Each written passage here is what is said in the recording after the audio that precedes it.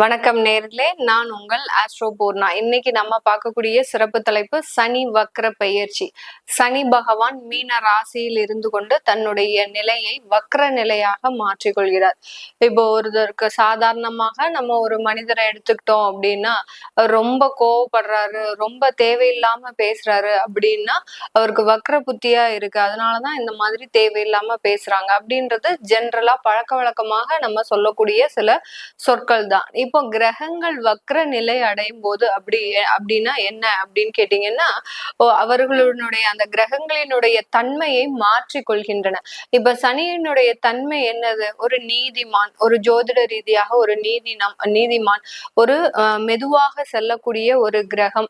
இந்த மாதிரியாக தன்மை கொண்ட அந்த சனி பகவான் தன்னுடைய தன்மையை மாற்றிக்கொள்கிறார். இப்போ நீதிமானாக எல்லாம் செயல்பட மாட்டாரு.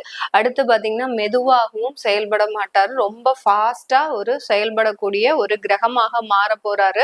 தன்னுடைய தன்மையை மாற்றிக்கொள்ள போகிறார். அப்படியே ஆப்போசிட்டா மாற்றிக்கொள்ள போகிறார். அதுதான் அந்த வக்ர நிலை பெறக்கூடிய ஒரு சனியின் ஒரு நிலைமை. இந்த சனியினுடைய வக்ர பெயர்ச்சியில ஒவ்வொரு ராசி என்பவர்களுக்கும் மாற்றங்கள் அதிகப்படியாக இருக்கும். சனி பெயர்ச்சி ஒரு விதமாக இருந்தாலும் இந்த சனியினுடைய வக்ரத்தன்மை ஒரு விதமான ஒரு பலன்களை ஒவ்வொரு ராசி என்பவர்களுக்கும் கொடுக்கும். அதை தான் நம்ம இன்னைக்கு இந்த பதிவுல தெளிவா பார்க்க போறோம். இந்த சேனல்ல நீங்க முதன்முறையா பாக்குறீங்க அப்படின்னா சப்ஸ்கிரைப் பண்ணிக்கோங்க. பெல் பட்டன்ல ஆல் ஆப்ஷன் சூஸ் பண்ணிக்கோங்க. இந்த சனி வக்ரத்தன்மை எத்தனை நாட்களுக்கு இருக்கு அப்படின்னு கேட்டீங்கன்னா, கிட்டத்தட்ட 135 நாட்களுக்கு, அதாவது ஒரு 4.5 மாதங்களுக்கு, ஜூலை மாதம் 13ஆம் தேதியிலிருந்து நவம்பர் மாதம் 27ஆம் தேதி வரை தன்னுடைய நிலையை சனி பகவான் வக்ரகதியாக மாற்றிக்கொள்கிறார். இதை தான் நம்ம இப்போ டீட்டெயில்டா ஒவ்வொரு ராசி என்பவர்களுக்கும் பார்க்க போறோம். வாங்க பார்க்கலாம். ரிஷப ராசி அன்பர்கள் பொதுவாகவே நிறைய ஒரு விஷயத்துல அதிகமான கவனத்தை செலுத்துபவர்கள். எந்த விஷயமாக இருந்தாலும் சரி, அதை ரொம்ப கவனமோட, எப்படி நம்ம ஒரு கண்ணாடி பாத்திரத்தை கையில எடுத்துட்டு போனா ரொம்ப கவனமோட இருப்போமோ, அதே மாதிரிதான் இந்த ரிஷப ராசி அன்பர்கள். ஒரு கவனம் சிதறாமல் சில வேலைகளை ஒரு நல்லபடியாக ஒரு நேர்த்தியாக செய்து முடிப்பவர்கள் இந்த ரிஷப ராசி அன்பர்கள். வாழ்க்கையிலையும் சரி, வேலையிலையும் சரி, தொழிலையும் சரி, அதிக நஷ்டத்தை அனுபவித்தாலும் அந்த நஷ்டத்தை வெளிக்காட்டாம ரொம்ப சிரித்த முகத்தோடு இருப்பவர்கள். ஏன்னா இந்த ராசிக்கு அதிபதி சுக்கிரன்னாலே ஒரு பளீர்னு எப்போதுமே ஒரு தேஜஸா இருக்கக்கூடியவர்கள். எந்த ஒரு சோர்வு நிலை வந்தா கூட அந்த சோர்வு நிலையை தாண்டி தன்னைத்தானே மாற்றி அமைக்கக்கூடியவர்கள் இந்த ரிஷபராசி என்பர்கள்.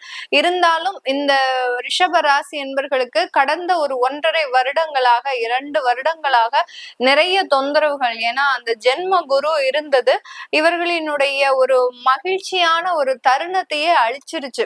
எந்த அளவுக்கு மகிழ்ச்சியாக இருந்தாங்களோ அந்த அளவுக்கு அந்த மகிழ்ச்சியே இவங்க முகத்துல காணும். அப்படி இருந்தாலும் சில நேரத்துல தன்னைத்தானே மாற்றிக்கொண்டு நம்ம இந்த மாதிரி எல்லாம் இருக்கக்கூடாது, நம்மளுடைய துன்பத்தை மற்றவர்களுக்கு காட்டக்கூடாது அப்படின்னு தன்னைத்தானே மாற்றிக்க முயற்சி செய்யறாங்க. அது கடந்த ஒரு 1.5 வருடங்களாக பெரிய அளவுக்கு மாறல. எப்போதுமே ஒரு தனிமையில இருக்கக்கூடிய ஒரு வாழ்க்கையாக மாறிவிட்டதே அப்படின்ற மாதிரியான சில தேவையில்லாத ஒரு அவமானங்களையும் அசிங்கங்களையும் அனுபவித்த இந்த ரிஷபராசி என்பர்களுக்கு சனி பகவான் 11ஆம் இடத்துல வக்ரகதி அடைகிறார். 11ஆம் இடத்துல இருந்து கொண்டு அந்த வக்ரகதி அடையும் போது உங்களுடைய சில துன்பங்கள் மறையறதுக்கு உண்டான ஒரு நேரமாக இருக்கும். 11ஆம் இடம்ன்றது மகிழ்ச்சி ஸ்தானம், லாபஸ்தானம். அடுத்து பாத்தீங்கன்னா உங்களுடைய முன்னேற்றத்தை குறிக்கக்கூடிய ஒரு ஸ்தானம் தான். நம்மளுடைய லைஃப்ல அடுத்த கட்ட டெவலப்மெண்ட் அப்படின்னு பார்க்கணும் அப்படின்னு விருப்பப்படுறவங்க அந்த 11ஆம் இடத்துல என்ன கிரகங்கள் இருக்கோ அதை பொறுத்துதான் அவர்களுடைய லைஃபே ஒரு மகிழ்ச்சியான ஒரு தருணமாக இருக்கும். அந்த 11ஆம் இடத்துல பாவ கிரகங்களோ இல்ல வக்ர கிரகங்களோ இருந்ததுன்னா அந்த இடத்துல சில தோல்விகள், அந்த தோல்விகளை சமாளிச்சு வரக்கூடிய ஒரு நபர்களாக தான் இருப்பீங்க. இப்போ இந்த சனி பகவான்ன்றது ஒரு பாவ கிரகம். அவர் தன்னுடைய தன்மையை மாற்றி அமைக்கிறார். மாற்றி அமைக்கும் போது உங்களுக்கு தேவையான ஒரு அங்கீகாரத்தை இந்த இடத்துல கொடுக்கக்கூடிய ஒரு கிரகமாக தான் செயல்பட போறார். இது நாள் வரைக்கும் தொழில் செஞ்சிருப்பீங்க. ஆனா அந்த தொழில் ரீதியாக நீங்க பெரிய அளவுக்கு சமுதாயத்துல வந்திருக்க மாட்டீங்க. எவ்வளவோ கடின உழைப்பு, இரவு பகல் பாராம இந்த ரிஷபராசி என்பர்கள்லாம் அதிகமான பேர் உணவு தொழில் செஞ்சுட்டு இருப்பாங்க. நிறைய உணவு தொழில் செஞ்சுட்டு இருப்பாங்க. அந்த உணவு தொழில்ல நிறைய பேர் பாத்தீங்கன்னா ராப்பகல் பாராம 24 மணி நேரம் உழைப்பாங்க. காலையில அவங்க தூங்குறதே பாத்தீங்கன்னா இரவு தூங்குறதே 2 மணி நேரத்துல இருந்து ஒரு 3 மணி நேரம் தான் இருக்கும். அதிகாலையில 3 மணிக்கு எந்திரிச்சு அந்த உணவு தொழில் செய்யறவங்க அதிகப்படியான ஒரு பிரயத்தனம் எடுத்து அந்த பிரயத்தனத்துல வருமானம் வருதா அப்படின்னு கேட்டீங்கன்னா வருமானம் வரும். அது இவர்களுக்கு ஒரு திருப்தியை கொடுக்க முடியாத ஒரு வருமானமா இருக்கும். பெரிய அளவுக்கு ரீச் இருக்காது. ஏதோ நமக்கு சாப்பிடுறதுக்கு அந்த முதலீடு பண்றதுக்கு அந்த அளவுக்கு தான் இருக்குமே ஒழிய பெரிய அளவுக்கு திருப்தியை கொடுக்கக்கூடிய ஒரு வருமானமாக தான் இருக்காது இந்த ரிஷபராசி என்பர்களுக்கு. இந்த உணவு தொழில் செய்யறவங்களுக்கு எல்லாருக்குமே இந்த சனி பகவான் தான் முக்கிய ஒரு காரணியாக செயல்படுறார். ஏன்னா அதிகப்படியான உழைப்புன்றது இருக்கணும் இல்லையா? நேரம் இரவு பகல் பாராமல் நேரம் பார்க்காமல் தன்னுடைய வாழ்க்கையவே எளிமையா இருந்தாதான் அந்த உணவு தொழில்ன்றது கண்டிப்பா செய்ய முடியும். அதுக்கு அந்த சனி பகவான் முக்கிய காரணியாக இருக்கிறார். இந்த காலகட்டத்துல கடந்த ஒரு 6 மாதத்துல 11ஆம் இடத்துல அந்த சனி பகவான் வந்தாலும் இவர்களுக்கு கடந்த 6 மாதத்துல அந்த சனி பகவான் வந்து அந்த தொழில்ல ஒரு மந்த தன்மையை கொடுத்திருப்பார். பெரிய அளவுக்கு லாபம் வரும். ஆனா இவர்களால அந்த சில ஆர்டர்ஸ் எல்லாம் ரிஜெக்ட் பண்ணக்கூடிய அளவிற்கு அந்த சனி பகவான் ஒரு மந்த தன்மையை கொடுப்பாரு. எப்போதுமே அந்த ஆர்டர்ஸ் எல்லாம் ரொம்ப அசால்ட்டா செஞ்சு முடிப்பீங்க. ஆனா கடந்த ஒரு 6 மாதமாக 8 மாதமாக பாத்தீங்கன்னா உங்களால பெரிய ஆர்டர்ஸ் வருது, அதை செய்து முடிக்க முடியாத அளவிற்கு உங்களுக்கு தொழிலாளர்கள் பற்றாக்குறை, அடுத்து பாத்தீங்கன்னா போதுமான ஒரு நேரமின்மை, இந்த மாதிரிலாம் என்னடா இது நம்ம எப்போதும் செய்யறது தானே, ஆனா இப்போ என்னமோ நம்மளுக்கு கன்ஃபியூஸ் ஆகுதே அப்படின்ற அளவிற்கு அந்த சனி பகவான் ஒரு மந்த தன்மையை உங்களுடைய தொழில்ல கொடுத்திருப்பாரு, லாபத்திலையும் கொடுத்திருப்பாரு. இந்த காலகட்டம் இந்த 13ஆம் தேதி ஜூலைல இருந்து இந்த சனி பகவான் அந்த தன்மையை முற்றிலுமாக மாற்றி அமைக்கக்கூடிய ஒரு நேரம். நிறைய ஆர்டர்ஸ் கிடைக்கும், நிறைய ஒரு ஜாப் கான்ட்ராக்ட் கிடைக்கும். அடுத்து பாத்தீங்கன்னா கான்ட்ராக்ட் தொழில் பண்றவங்களுக்கு எல்லாம் இந்த காலகட்டம் ரொம்ப ஒரு வாய்ப்பு தான் சொல்லணும். ஏன்னா எந்த அளவுக்கு நீங்க ரொம்ப தொழிலே இல்லாம ஒரு பிசினஸ் கூட இல்லாம இருந்தீங்களோ அவர்களுக்கு எல்லோருக்குமே இந்த ராசி என்பர்களுக்கு இந்த 4.5 மாதங்கள் ஒரு மிகப்பெரிய ஒரு கோல்டன் பீரியட் தான் சொல்லணும். அந்த அளவுக்கு அந்த வாய்ப்புகள் உங்களை தேடி வருவதற்குண்டான ஒரு நேரமாக இருக்கும்.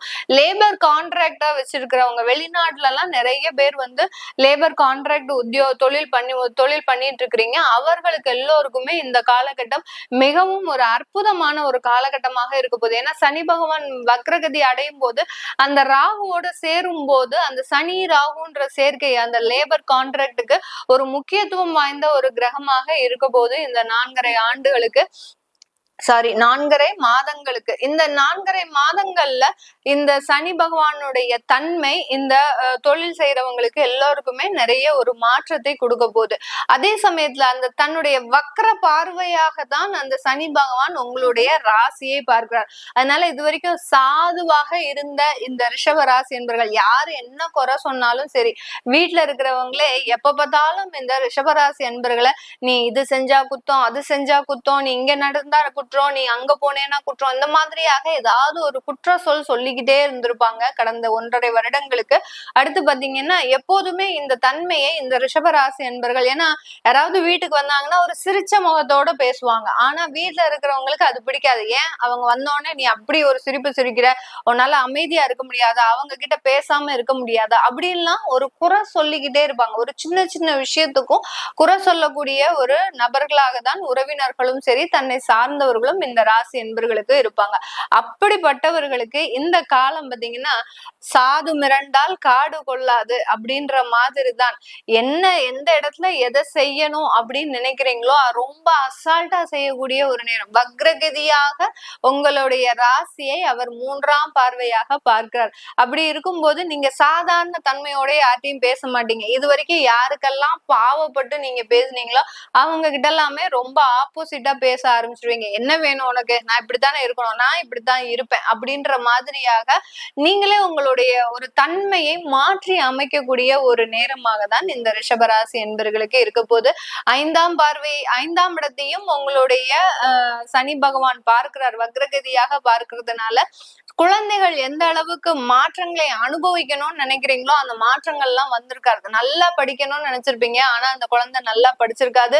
மார்க் எல்லாமே நீங்க எதிர்பார்த்ததை விட ரொம்ப கம்மியா தான் வாங்கியிருந்திருப்பாங்க. ஆனாலும் அவர்கள்கிட்ட உங்களால கோபப்படவும் முடியாது, சாந்தமாகவும் பேச முடியாது. இந்த மாதிரியான ஒரு 2 தன்மையோட நீங்க ஒரு அனுபவிக்கக்கூடிய ஒரு காலமாக இருந்திருக்கும். இப்போ அந்த குழந்தையினுடைய டெவலப்மெண்ட்ன்றது இந்த காலகட்டம் ஒரு அபார வளர்ச்சியாக இருக்கும். குழந்தை பாக்கியம் இல்லாதவர்களுக்கும் பாத்தீங்கன்னா, இதுவரைக்கும் குழந்தை பாக்கியம் இல்லாதவர்களுக்கு இந்த காலகட்டம் எளிதாக குழந்தை பாக்கியம் கிடைக்கக்கூடிய ஒரு தன்மை. அப்படியே அந்த சனி பகவான் ஆப்போசிட்டா செயல்படக்கூடிய ஒரு நேரமாக இருக்கும். இதனால் வரைக்கும் ஒரு மந்த தன்மையோட எல்லா விஷயத்திலும் குழந்தைகள் ஏன் மார்க் எடுக்கல, அந்த இடத்துல உங்களுடைய ராசிக்கு அந்த சனி பகவான் 7ஆம் பார்வையாக உங்களுடைய 5ஆம் இடத்தை பார்க்கிறதுனால அந்த குழந்தை ஒரு மந்த தன்மையாகவே இருந்திருக்கும். எந்த அளவுக்கும் ஒரு சுறுசுறுப்பாக இல்லாம, நீங்க சொல் பேச்சு கேட்காம இப்படி எல்லாம் இருந்தக்கூடிய அந்த குழந்தையாகப்பட்டது இப்போ உங்களுடைய பேச்சுக்கு அடங்கி, உங்களுடைய கோபத்திற்கு அடங்கி, ஏன்னா நீங்க தான் இப்போ வக்ரகதியா மாறிட்டீங்க இல்லையா, அந்த சனியினுடைய பார்வை உங்க ராசிக்கு முழுவதுமா படும்போது ஒரு சூடா இருப்பீங்க, ஒரு அனல் பறக்கக்கூடிய ஒரு நபராக தான் இந்த ராசி என்பர்கள் இருக்க போறீங்க. அதனால குழந்தைகள் விஷயத்துல ரொம்ப வளர்ச்சின்றது உங்களுக்கு இந்த இடத்துல கிடைக்க போகுது. அடுத்து உங்களுடைய பாக்கியஸ்தானத்தையும் வக்ரகதியாக பார்க்கறதுனால சில உறுதுணைகளை, சில ஒத்துழைப்பெல்லாம் நீங்களே வேண்டான்னு நிராகரிச்சுட்டு போயிட்டே இருப்பீங்க. உங்களுடைய தந்தை வழி ஒரு ஒத்துழைப்பு, உங்க தந்தை வழி உறவுகள்ல இருந்து ஏதாவது ஒரு வர வேண்டிய பாக்கியங்கள் இருக்கு அப்படின்னா ரொம்ப கேட்டு கேட்டு பார்த்து நீங்க எதுவுமே நடக்கலன்ற பட்சத்துல நீங்களே அந்த சில விஷயங்கள் எல்லாம் நீங்களே ஒரு ஃப்ரீயா கொடுக்கக்கூடிய ஒரு டைமா தான் வரும். ஏன்னா ஒரு ஒரு சொத்து சண்டையே இருக்கு அப்படின்ற பட்சத்துல இந்த ரிஷபராசி என்பர்கள் பூர்வீக சொத்துல எல்லாம் பிரச்சனைகள் இருக்கு அப்படின்னா இந்த இடத்துல தானமாக எழுதி கொடுக்கக்கூடிய ஒரு டைம். எனக்கு எதுவுமே வேண்டாம், நீங்க நல்லா இருந்தா போறோம் அப்படின்ற மாதிரியாக அந்த சொத்துக்களை விட்டு கொடுக்கக்கூடிய ஒரு நேரமாக தான் இந்த வக்ரகதி சனி பகவான் இந்த ரிஷபராசி என்பர்களுக்கு மிக அருமையாக செயல்பட போறார். தன்னுடைய சொந்த காலில் முழுவதுமாக மாற்றங்களை மாற்றி அமைக்கக்கூடிய ஒரு நேரம்.